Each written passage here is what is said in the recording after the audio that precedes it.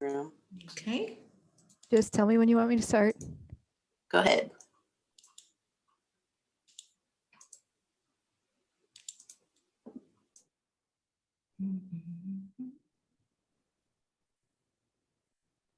Hi, Jay Harburg.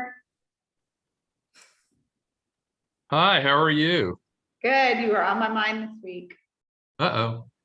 Good. Hopefully in a good way. Yeah, really good. Hello, Nice to see Jay. you. Hey, how you doing, Larry? Oh, great to see you, man. Good to see you. I'm looking forward to your presentation. Thank you. Okay. Welcome everyone to our live panel Q&A about growing the local impact of volunteerism here in our very own community. The world is changing, and it stands to reason that volunteerism is changing too.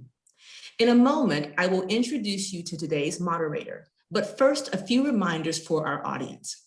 You will all remain on mute throughout the session, but we encourage you to use the chat box if you have a question for one of the panelists. We also encourage you to select speaker view so you can clearly see the panelists during the discussion. Brooke will drop a couple of instructions on how to do that in the chat box for you now. I will be capturing your questions from the chat box throughout the conversation, and we will pose those questions to our panelists near the end of the session. Today's conversation is about volunteerism, so it will be interesting to see what questions you come up with. Without further ado, I would like to introduce you to our moderator. Martin Kaminsky has been the president and CEO of Interfaith Ministries for Greater Houston, a United Way agency since 2015. IM collaborates with Houston's faith community to feed and care for 4,300 homebound seniors through its Meals on Wheels for Greater Houston program, resettles hundreds of refugees from war-torn countries, and fosters youth and community dialogue between and among religions. IM also operates Volunteer Houston, a Points of Light affiliate that matches people with their passions at area nonprofit organizations with a registry of over 100,000 volunteers. He leads a $16 million nonprofit agency with 172 wonderful employees. Previously, Martin served as the director of the Southwest region of the Anti-Defamation League, which is headquartered in Houston. Martin was responsible for directing the League's effort to combat prejudice, hate, and anti-Semitism in this dynamic region.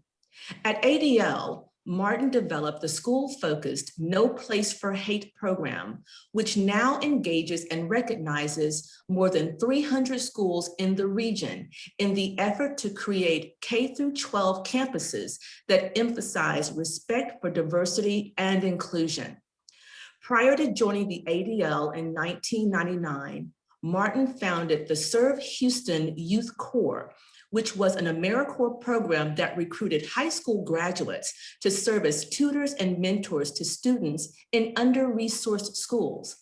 Serve Houston received Daily Points of Light Award number 1112 for its creative national service work.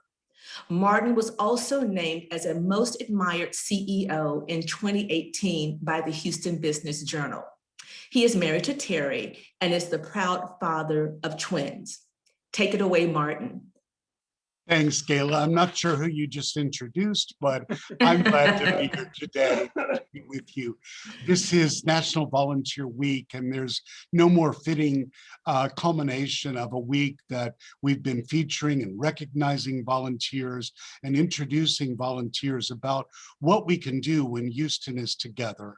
And so I thank you. I hope that many of you have had a chance to participate in other parts of Houston together, learning about opportunities and finding some new places to share your time and talent. I am so very lucky to have three wonderful panelists today.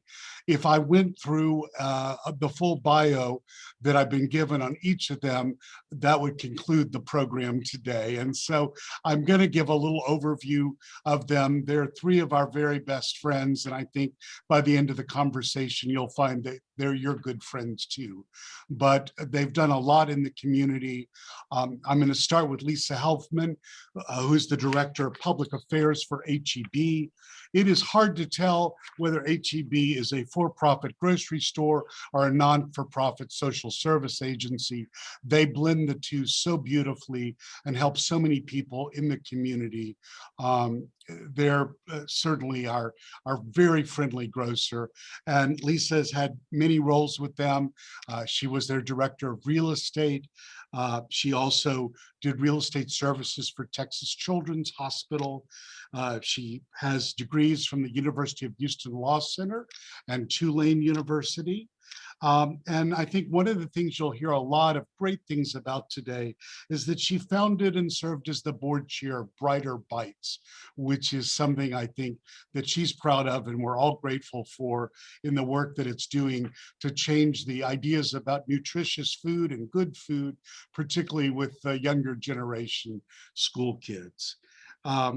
HEB is very concerned about food deserts, and so much of her work has been helping communities across the city, whether they're served directly by an HEB or Central Market or Mi Tienda, or whatever the store may be, that they have a chance to learn about and access healthy food. And so you'll hear a lot about that. She has experience in the Schweitzer program, Tulane alumni, and she was even named as one of 100 of the coolest people in food and drink, and I certainly believe that. Sally Alcorn might as well be the mayor. She represents just as many people as the mayor does. She goes through the same election the mayor does, but she is an at-large city council member and has served in many public office roles over the years. She is the chair of the Regulatory and Neighborhood Affairs Committee. She zeroes in on a lot of the issues that really improve the quality of life for all Houstonians, whether it's nuisance noises, stray animals, trash dumps. She's thinking about all that and making sure that there are good solutions to those problems. She's been a longtime member of St. Michael's Archangel Catholic Church, and has been very involved in matters from the San Jose Clinic to the Holocaust Museum Houston to the Houston Reed Commission. We're so glad to have you on, council member. And then a good friend and a former chair of Interfaith Ministries is on the call today, Larry Payne.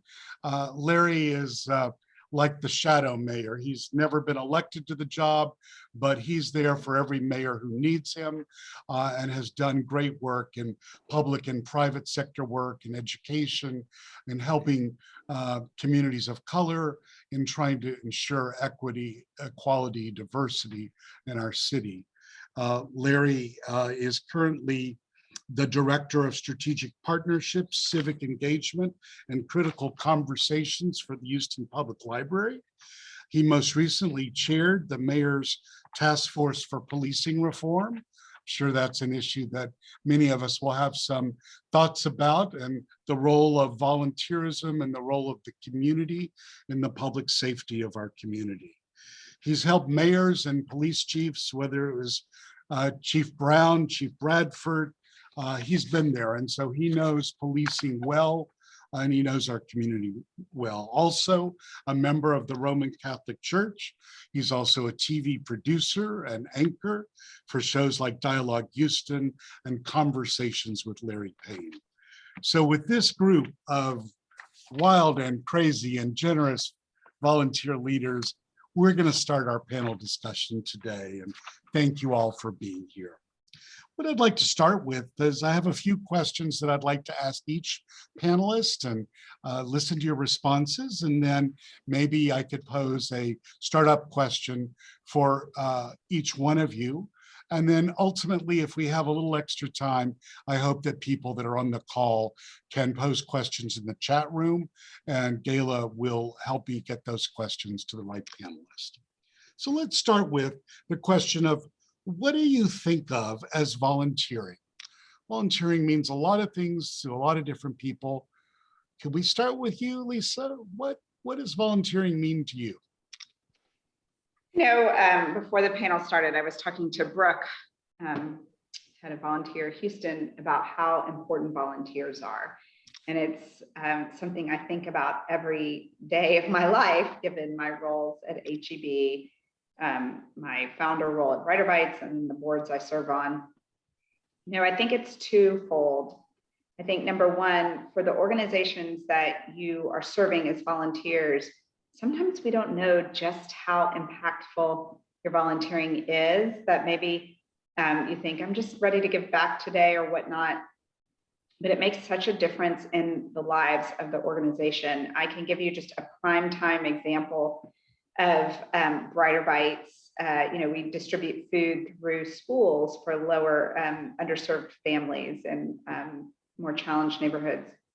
The way we've kept our labor costs down is that parents have bagged and boxed up the produce for us over the years. It's also helped create these communities of health amongst the parents that are volunteering. But when the schools shut down, now they're open, but they're not yet allowing volunteers. Our costs just this spring semester went up $1 million because we had to pay people to box the produce. And this is a small nonprofit.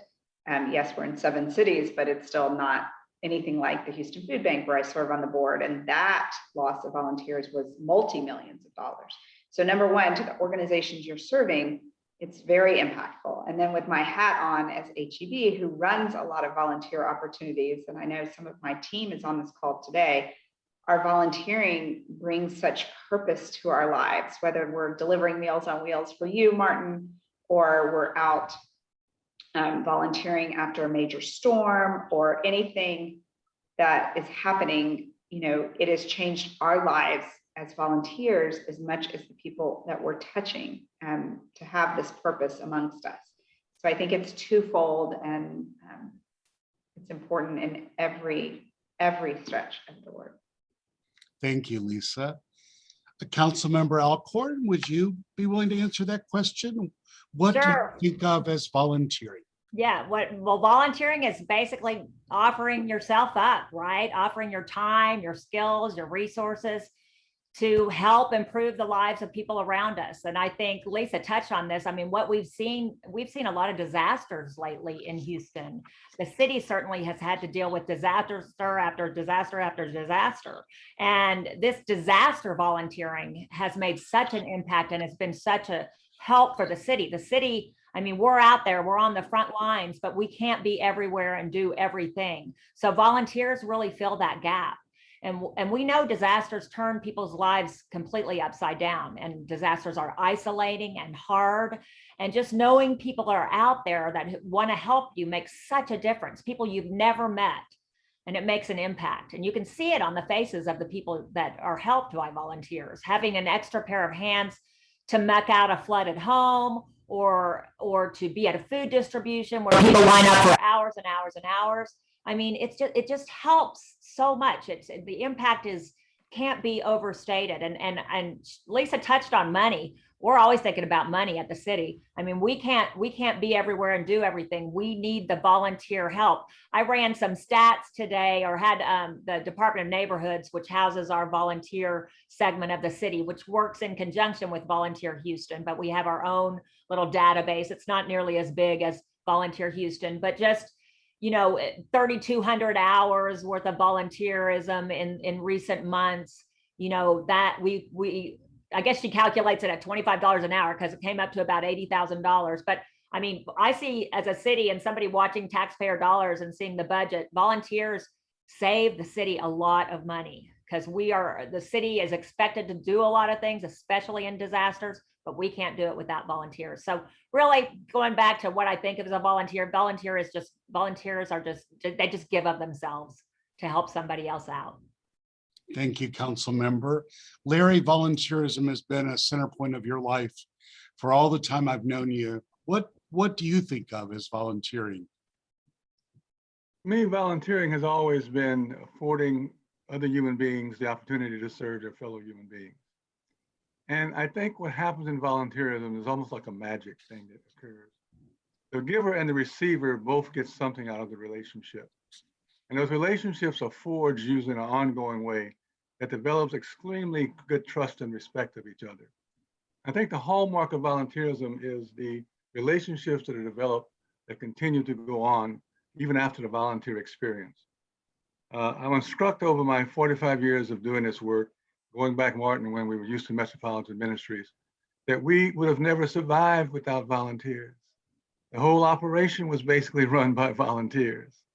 And that the volunteer experience allowed people to understand those classic words we use, time, talent, treasure.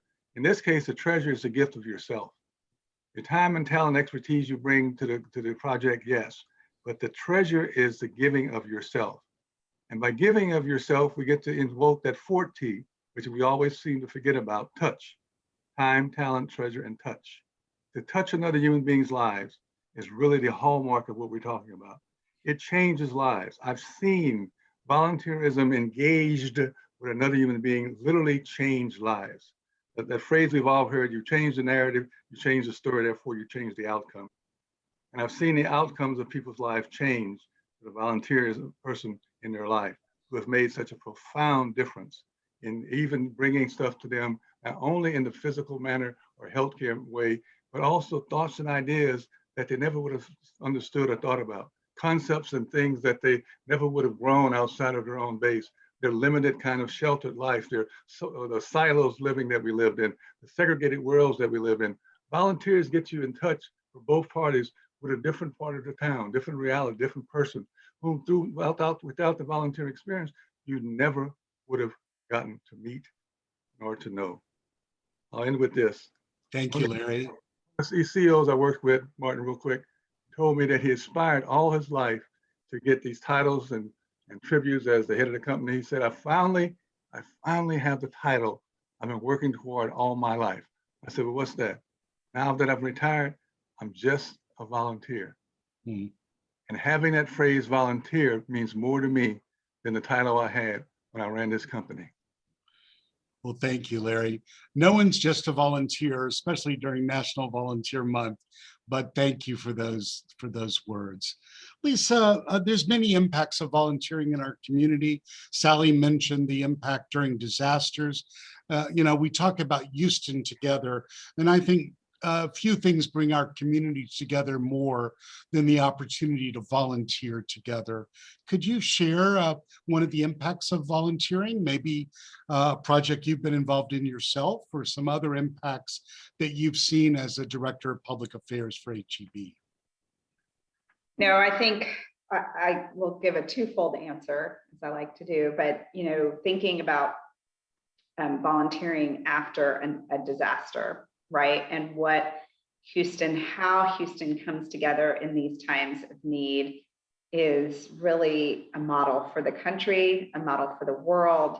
I find it amazing to see how people step up after Harvey, after the storm just now. It's like people just get this calling and they come together. And, we watch it at HEB. So I have the greatest job in the world. I get to be the HEB fairy and sprinkle the dust all over the community to just make it a better place. And what a tremendous company HEB is to have someone and a whole team to do this every day. But what we see, our partners, that's what we call our employees, come together for these volunteer opportunities. So let me give you one clear example. Orange, Texas, Hurricane Laura. It happened fast and it happened really, really hard. They lost power in the whole town, not like a few blocks. And obviously it's not somewhere as huge as Houston, but the whole town lost power except HEB was on a generator. And I think Home Depot was as well. So street lights, everything's out. No one has any food. So we mobilize our mobile kitchens coming in, these $1 million mobile kitchens coming in. We have cooks, we have drivers, we have volunteers, and then we need all these volunteers out of the Houston region. And you have everyone from Armando Perez, the head of the Houston region, to hourly partners, everyone in between, slinging ice, giving food, handing out gift cards, you know, hotter than heck outside, in the rain. Some of the days we were out there, 15,000 meals later, we're like, let's do it again. And we were exhausted and exhilarated. And to see that is something incredible. And that team is bonded, to the points that Larry's making. That team is bonded forever. Those cooks working on the line in those mobile kitchens, and my team, we are simpatico, not just that weekend, but forever. And then my second part of this is, you never know what volunteering really can impact in the long term. So when I was talking about the Brighter Bites parents coming into the school for volunteering, they were coming into the schools for the very first time. These are the 80% or higher reduced and free school lunch, or Title I schools. The parents don't come into the schools as often, not because they're not great parents, but because they might have some intimidation factor with education, with low literacy rates, different languages. And then food became this equalizer to pack bags of food. And parents were coming into the school to volunteer for the very first time. And from that volunteer, it demystified the schools, and the intimidation factor went down. And the parents started developing relationships with the teachers that they never had before. So kids' education trajectory literally changed from those volunteer episodes. So that is, like, to me, bigger than the program. The result of that volunteering, you can see I'm getting passionate and excited, because it's so much bigger than the volunteering. We could have never even imagined that it would change this education trajectory on top of getting healthier through food. So I think, you know, just building really on what Larry said and how impactful, you never even know the domino effect when you're in service, or when you're living this purpose-driven life, what can happen. It's tremendous. Thank you so much, Lisa. Council member, what kind of impacts have you seen from volunteerism?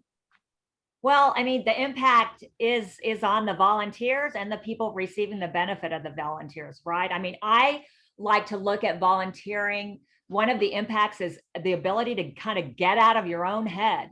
If you're upset about something, if something's going on in your life, the very first thing you should do is go help somebody else. Get out of that situation. It's not just to like say, oh, somebody else has it worse or whatever like that. It's literally just changing your mindset from being kind of me-centered to somebody else centered. You know, it's just getting out of your head for a little bit. So that's just a personal aspect for me, but I think that kind of goes across the gamut. As far as bringing people together, all we hear about are how divided people are and how we're all on opposite side and there's no hope for anyone and we're never going to get through all of our political battles. But you see a disaster come and there's Houstonians arm in arm out there ready to help. It brings people together. It gives everybody a sense of community. And it just restores your faith in humankind. Volunteerism, you know, you try to teach her. As a matter of fact, I had a conversation. I have a daughter visiting from California this week, and some of her friends are here. And I'm like, y'all do any volunteer work? I mean, they're in their 20s, you know, and they're working really hard. And they're like, well, you know, and they all grew up volunteering and doing stuff in their schools and whatnot. They're like, well, you know, it's like we work all the time, and then it's the weekend and we want to sleep in. You know, they were just being really honest. So it's like, but then one of the girls said, well, my boyfriend, he's been mentoring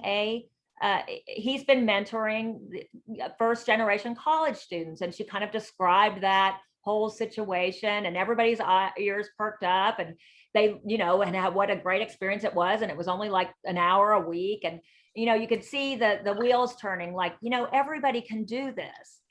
The impact is not just on the people being helped, it's on the volunteers themselves. As Lisa described, you become great friends with people you're out there volunteering with, sweating with. And like I said, for the city, the impact just can't be measured. I mean, we rely on volunteers for just about every single thing we do. So they help as a public service, for sure. You council member. Larry, you've seen many impacts over the years. What's one that's most remarkable to you? Before I do that real quick, Lisa, I'm from Orange, Texas. Thank you very much for the trucks that showed up. You really helped save the city during that crisis. I mean that literally. HEB Thank really you. helped save that city. Martin, I would respond to your question this way. What I've seen about volunteerism over the years, it is a great foundational piece to help people understand servant leadership. Many people have volunteered and over the years have grown into becoming great servant leaders. And one of the things I've always done with my volunteers is to kind of let them know that there's a next step after being a volunteer. There's another reign of involvement after volunteerism, and that is to grow and groom yourself into being a servant leader. And I always go over with them the definition of what a true servant leader aspires to and the purpose of their life. It goes something like this very simply. We're put on the face of the earth for one reason only, to serve our fellow human being. To do that, I have to take care of myself. I have to be healthy and ready to serve other human beings. I get to therefore be selfish in only one regard, so I can take care of myself to be ready to serve, so I can be selfless in my service. And so with that kind of caveat, what we've seen develop is we do a lot of training with our volunteers. And part of that training is an educational process that helps them understand that this is truly your heart and your hands at work.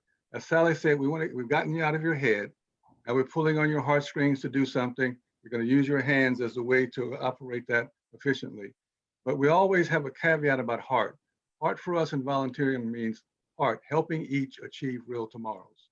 Helping each achieve real tomorrows.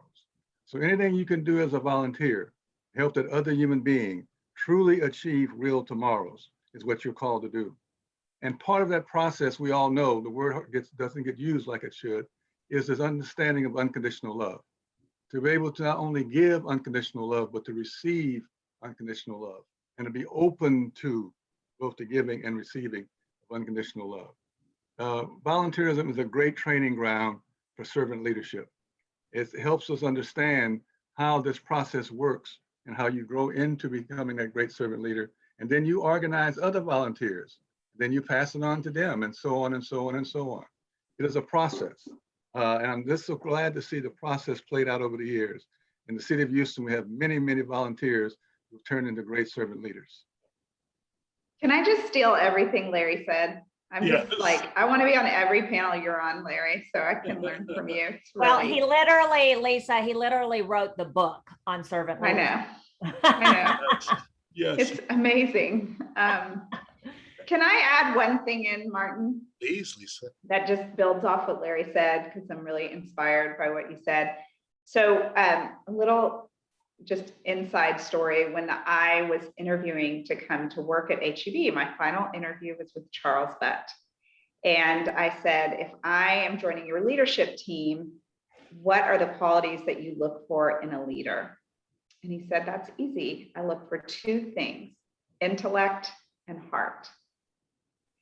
And I want the intellect for the business side, but some people with intellect are a little bit ambitious, and they don't always have the heart.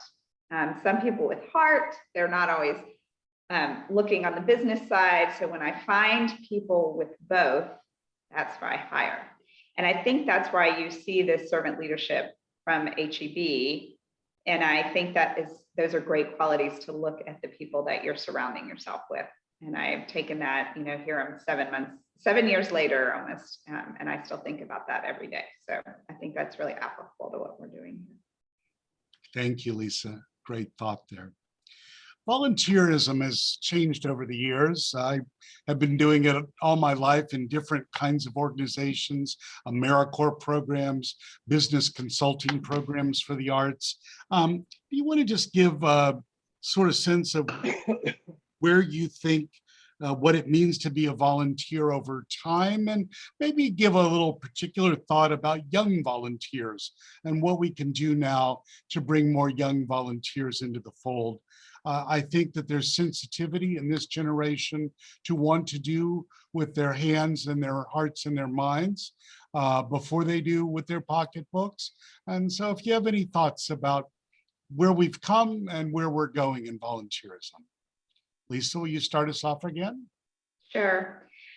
You know, I think starting young is the most important thing. As parents, I think just exposing kids to anything and inspiring them to be with people that are different or give back to someone that doesn't have as much as them. And what that does is it just makes volunteerism part of the fabric of their lives. And it's just not what I always say, volunteering or philanthropy is not what we do in my family. It's just who we are.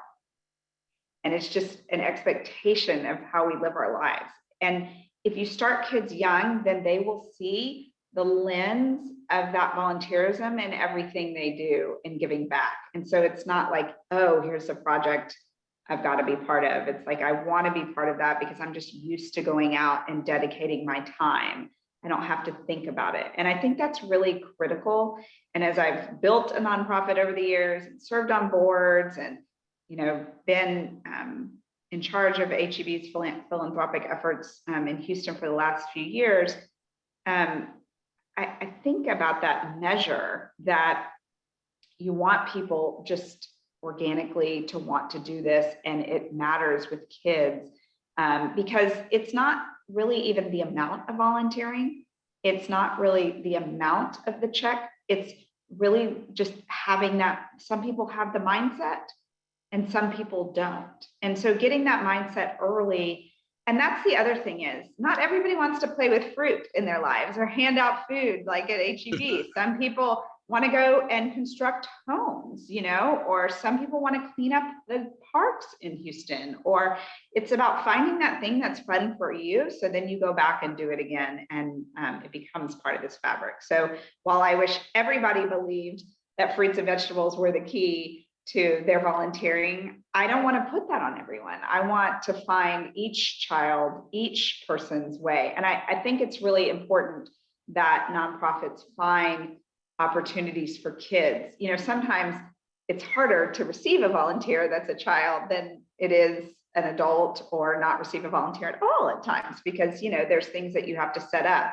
But I think if we can look at it like a long-term perspective and we're grooming the next generation, I think that's really important. And the interesting thing is sometimes when parents bring kids out and it's like a school program, it's this, and they might not be used to volunteering, then they get into it and they see how important that is and how good it feels. And then they start volunteering more as well. So there's all these sorts of domino effects that happen when kids are involved from the very start.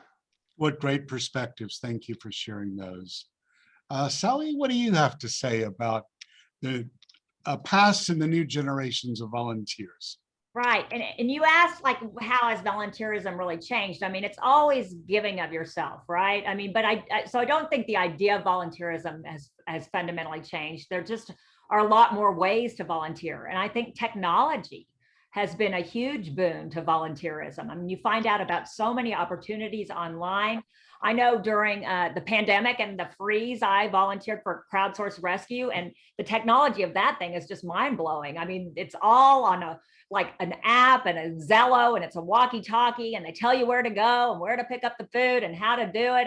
And young people really love that. It's all very technologically driven.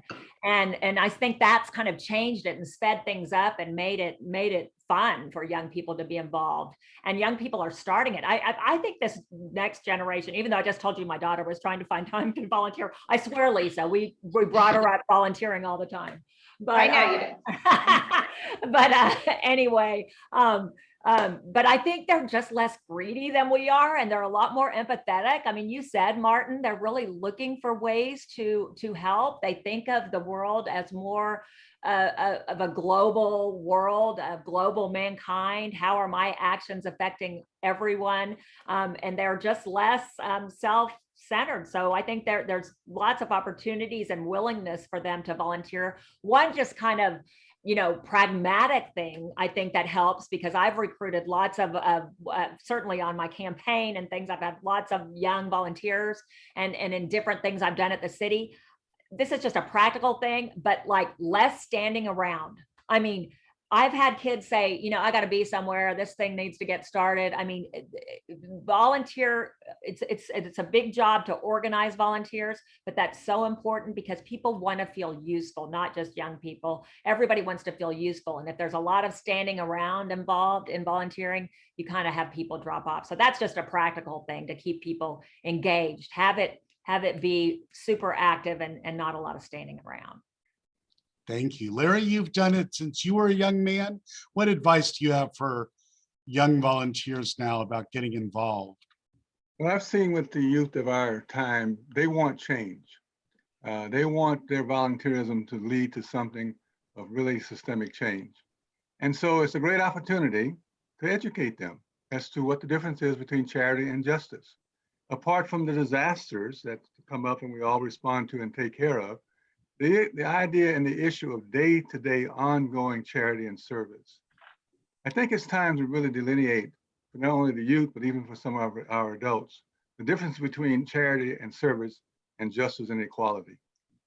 We spend so much of our time, what I refer to as doing downstream thinking from a charity perspective, reaction after the fact of what's happening and serving that. And I think we need to start spending more time doing upstream thinking and being proactive and thinking about prevention, eradication, systemic change. The classic way to describe this has always been the same. We are good as a people because we have caring hearts to see the bodies coming floating down the river, standing on the banks of the river, taking the body out of the river, giving the body a burial and wrapping it in swaddling clothes and giving it a burial. And then we do that year after year, month after month, year after year. We die, our children take the place on the side of the river, and they take the bodies out of the river. They die, and their children continue to do the same thing. What about looking at it from the other angle, upstream thinking? Go and find out what's causing the bodies to be placed in the river in the beginning, and talk about systemic change, eradication, all those things we have been unwilling, really unwilling to talk about from a justice standpoint. But I think young people are more now prone to action. They want to see things change. They want to see it change quickly. They don't have the patience like a lot of us had for slow incremental change. They want to see things happen now. But I think part of that duty that we owe them is to help them understand the difference between charity and justice. Wow. Well said. Well Very said. well said. Martin, I don't want to bring this great conversation to a close, but I know that there are a couple more questions that you wanted to ask specifically to our panelists. And then we do have one question in the chat box that we would love to get their response on. So I think even if we go a couple minutes over, we're good. Okay. Well, just as we kind of go through a closing round, I wanted to ask each of you a little bit. Lisa, I know Brighter Bites is close to your heart. What is one of the greatest lessons that you learned from founding that organization and the opportunities to get more people engaged in healthy nutrition? I talk about this all the time, and I believe that you have to meet people where they're at in order to make change. So, you can have the best intentions, but if I put the fruits and vegetables somewhere where people weren't going in their normal daily lives, they wouldn't be able to receive them, no matter how much they want them. It's just not possible. So we chose to go to schools because that's where kids already were, and that's where parents were already going. So I think as a nonprofit and as a volunteer, what's really important is to eliminate barriers for the people that you're trying to serve. And I also would further say that you need to give and be compassionate in a way that people need you. So what I mean by that is you need to pay attention, like Larry's saying, to what the community needs, not just what you think you have to offer. So meet them like when there's a need. Like in Orange, we served hot meals at that time because people didn't have power and they needed food that was already cooked. However, during Thanksgiving, when we did the Thanksgiving family meal distribution, when the parade got canceled, we didn't cook all the food. We gave them all the fixings to make their own Thanksgiving in the holiday traditions that were meaningful to them. And that was because we wanted them to produce the meal that was part of their family. And so I think if you think about the people you're serving and volunteer in those manners, it's really most important and most impactful. Great, great. Council member, how have things changed since you've become a public official in volunteering? You've done it all your life. Now that you're city council member at large, how did things change? Well, I see just how much I need them. I see how important volunteers' roles are. I mean, I used to show up at things, and now as an elected official, I really understand how much that means to the city and how much it means to the overall health of the city. Also, just on a personal note, I used to be able to volunteer like kind of on some longer term things. I did a restorative justice program at the prisons that I really enjoyed, really more time consuming things that I'm unable to do. Now my volunteerism seems to be connected with my city work. It's a great thing, but I'm doing more shorter term things, which is just as rewarding in a different way. And also I've really formed so many friendships through volunteering. As a lot of times, I hear about things out in the community from the volunteers who I'm working with. They might not call my office or email me or whatever, but if they're volunteering alongside of me, I hear about potholes and I hear about things that stray dogs or whatever in their community that they're worried about, and I'm able to act on that. So I feel like my volunteerism is a lot more widespread than it used to be, but like I said, equally as rewarding and just different, a little bit different. But the first and foremost, it has helped me understand how important volunteers are to the whole cog that makes the city go. Thank you so much for all you do to help the community. Larry, if I could ask kind of the futuristic question to you, what do you see are the most important steps that we could take to continue to grow volunteerism, social activism, civic involvement in our community? Well, I think we have a golden opportunity coming for the city of Houston. In a few short years, we'll celebrate our 200th anniversary in 2036. So we have about a 15-year window to really figure out what do we want to be like, act like, talk like, speak like in 2036. A good little way to approach this is to have a little fun with it is that Mayor Turner is the 62nd mayor, so the 64th mayor into the first year of her second term, the Hispanic mayor, female mayor, we'll get to talk about what Houston looks like. Volunteerism has played a role thus far into the city of Houston's existence. It will play a greater role going forward. But to begin to capitalize on that is going to take some planning and some strategic planning and some really long-term planning to be able to map out how we truly can utilize not only all those who want to volunteer, but to have volunteerism become a way for Houstonians who truly do not know each other to begin to know each other. Yes, we're the fourth largest, most diverse city in America. Yeah. We're also the most segregated city in America. We're also the most gated community city in America. And the population and the demographics are changing so greatly that it's going to be a real important need to help people get to know each other. Not only the people we serve, but the volunteers need to know each other. The challenge, I think, for us going forward is to figure out how to run toward each other and stop trying to run away from each other. And I think the demographics of the city is pushing that in a way that is causing some tension already, but it doesn't have to be that way. It never has to be that way. The numbers only speak to part of the reality. The numbers in Houston are what? If you add up the Black, Hispanic, and Asian population, 79% of Houston, 79% of Houston. That means therefore what? Anglo-Caucasian white people are 21% of Houston. Now, that is not a negative or a positive, that's just a reality. But what that says to me is there's going to be less and less opportunities to interact with each other unless we create volunteer experience, a deep, rich volunteering experience for people from all walks of life, all parts of the city, to get to know each other, first of all, work together with each other, and then serve those who need to be served.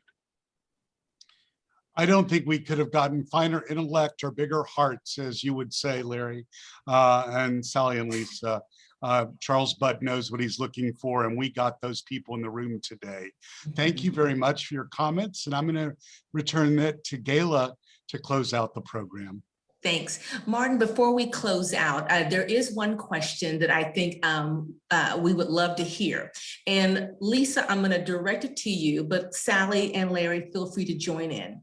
How does a small nonprofit get and keep volunteers? And so I'm directing it to you because you know what it's like to start a nonprofit from the ground up. So how does a small nonprofit get and keep volunteers?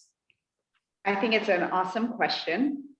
And I think it's probably one of the things little nonprofits struggle with the most. And that's why everybody should be grateful for Volunteer Houston. I think that, you know, dedicating someone to volunteerism on your team is really important. So Brighter Bites has a volunteer manager. I'm not saying she doesn't do other things, but she's very conscious of that. We have volunteer button on our website, so you can sign up for time shifts. So that is really important too. So that's, we reach out to corporations to, this is a non-COVID conversation that I'm having. We reach out to corporations to make great days for their employees around that. But I would say the best thing that we've done is to really seek volunteers out of the communities in which we're serving. So a lot is these parent volunteers, and then they're, you know, creating the community themselves by coming in, or we'll work with a neighboring church that has seniors that would like volunteer opportunities, and they can come into the schools, or YMCAs and their senior programs. And so it's really, I think the best place to find volunteers first is the places that you're in. And then you need to make it easy to sign up. You need to have lots of friends. You need to make it a great experience and be really grateful for your volunteers. And hopefully then they keep showing up, because the easier you make it and the more rewarding, they will just keep coming. But I think that ease of volunteerism, it might be overlooked, but it's so important. It is. Councilwoman Alcorn, do you want to add anything to that before we Cannot improve on that. All right, everyone. Well, we're so grateful for your participation in this first annual event. And we hope that you are enjoying the experience and have enjoyed today's panel. Remember, it is not too late to encourage your friends, family, and coworkers to join in the event. Simply share the same download and sign-in instructions that you received with anyone else you would like to invite.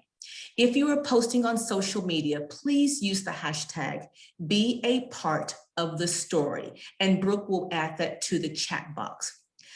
The next session on the schedule is part 3 of our Spotlight Volunteer Recognition series at 6 p.m. tonight, immediately followed by a game of virtual trivia. You can find these sessions by clicking or tapping the sessions icon from the home screen of the virtual event. And your point code for tonight's session, or for this session, is 24327. 24327. Thank you so much, everyone, for your attendance. Thank you, Lisa Helpman, Councilwoman Alcorn, and my dear, dear, dear friend, Larry Payne, for providing such insightful and impactful notes and comments about volunteerism and what the future looks like, as well as what it means to our city and the importance of it. So thank you, thank you, thank you again. Martin, any closing words? Yes, I think I just wanted to thank all of our co-sponsors of Houston Together. It's been a great celebration during National Volunteer Week, and we're so grateful to all those who took time to get onto our virtual booths to learn about other organizations, and we hope you will transfer that into time and energy and treasure to support the community that we live in. It makes a big difference, and you're the ones who do it. So to everyone, and also just a quick shout out to Sarah Tyler, who's been our technical leader throughout the programs this week. She's behind the scenes, but make sure that Zoom and everything is working. So we appreciate you. To Paul, Andy, Brooke, we're grateful. I think that completes my part of the program. Brooke, anything else you want to add, or Kayla?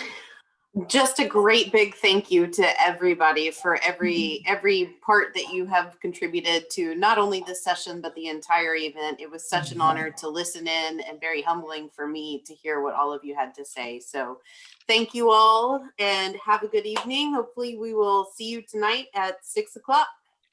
Bye, everybody. Right. Bye. Bye. Thank you.